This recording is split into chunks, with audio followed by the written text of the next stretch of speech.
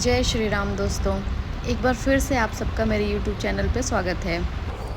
और आज का मेरा ये वीडियो है पावन भूमि चित्रकूट पर, जिसे हम श्री राम जी की तपोभूमि भी कहते हैं, और जहाँ पे इन्होंने अपने 14 वर्ष के वनवास का आधे से ज़्यादा समय यहाँ पे बिताया था।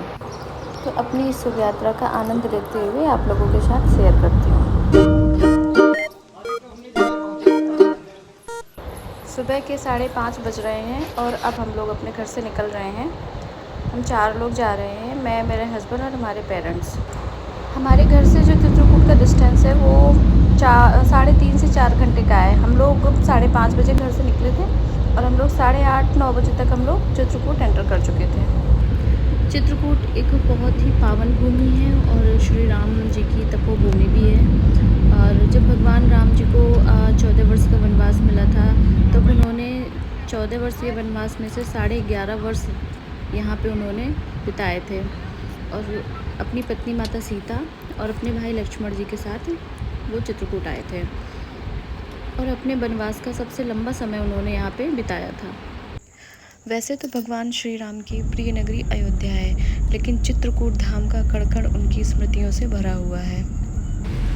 चित्रकूट से भगवान श्री राम का बहुत ही पुराना नाता है, क्योंकि यहाँ पे उन्होंने अपने 14 वर्ष के वनवास में से 11.5 वर्ष बिताए थे। इसलिए अयोध्या की तरह चित्रकूट को भी बहुत महत्व दिया जाता है। तो फाइनली अब हम लोग चित्रकूट पहुँच चुके हैं। चित्रकूट हम लोगों ने एंटर कर लिया है। अब हम लोग यहाँ से सीधे जाएंगे रामघाट। ये हम लोग रामघाट आ गए हैं, और यहाँ से हम लोग नहा कर उसके बाद हम लोग जाएंगे सीधे कामतानाथ बाबा की परिक्रमा के लिए। कहा जाता है कि भगवान राम ने रावण का वध करने के बाद वो इसी घाट पर ब्रह्म हत्या के दोष से मुक्ति पाने के लिए उन्होंने तपस्या की थी। मान्यता है कि इस घाट पर स्नान करने से बड़े बुजुर्गों का आशीर्वाद तो मिलता ही है, साथ ही साथ व्यक्ति को मान सम्मान की भी प्राप्ति होती है। तो हम लोग रेडी होकर के वहाँ से आ चुके हैं कामतानाथ बाबा के दरबार में। अब हम लोगों ने प्रसाद लिया, उसके बाद हम लोग सीधे इनका जो मुख्य द्वार है, कामदगिरी का जो प्रमुख द्वार है, वहाँ हम लोग आ चुके हैं। अब हम लोग जा रहे हैं दर्शन करने कामतानाथ बाबा के, और उसके बाद फिर यहाँ से दर्शन करने के बाद ही परिक्रमा स्टार्ट की जाती है। और ये देखिए कामतानाथ बाबा हैं, और इनके दर्शन बहुत ही आराम से हो गए थे। और यहाँ पे भीड़ तो हमेशा ही रहती है, जब भी आप जाओगे आपको हमेशा भीड़ मिलेगी, पर बहुत ही आराम से इनके दर्शन हमें मिल गए। और दर्शन करने के बाद हम लोग बाहर आ गए, प्रसाद वगैरह हम लोगों ने खाया। उसके बाद हम लोगों ने स्टार्ट करी कामतानाथ बाबा की परिक्रमा, जो कि पूरे 5 किलोमीटर की है। कि एक बहुत ही बड़ा पहाड़ है जो कि पूरी 5 किलोमीटर पे फैला हुआ है। मान्यता है, कहा जाता है कि प्रभु श्री राम इस पहाड़ में रहा करते थे और रोज़ परिक्रमा भी किया करते थे। चित्रकूट छोड़ने के दौरान जब श्री राम भगवान चित्रकूट छोड़ रहे थे, तो उन्होंने जो है इस पहाड़ को कामाद होने का वरदान दिया, और वहाँ पे कामतानाथ बाबा विराजमान हो गए। और उन्होंने आशीर्वाद भी दिया कि जो भी इस पहाड़ की परिक्रमा करेगा उसकी सारी इच्छाएं या मनोकामनाएं कामतानाथ बाबा पूरी करेंगे।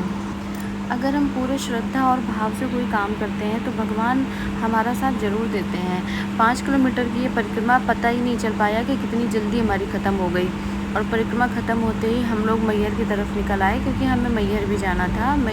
माँ शारदा के दर्शन भी करने थे, तो हम लोग फिर सीधे मैहर आ गए। हम लोग और कहीं नहीं रुके, वहाँ से जैसे ही परिक्रमा ख़त्म हुई हम लोग डायरेक्ट मैहर की तरफ निकल आए।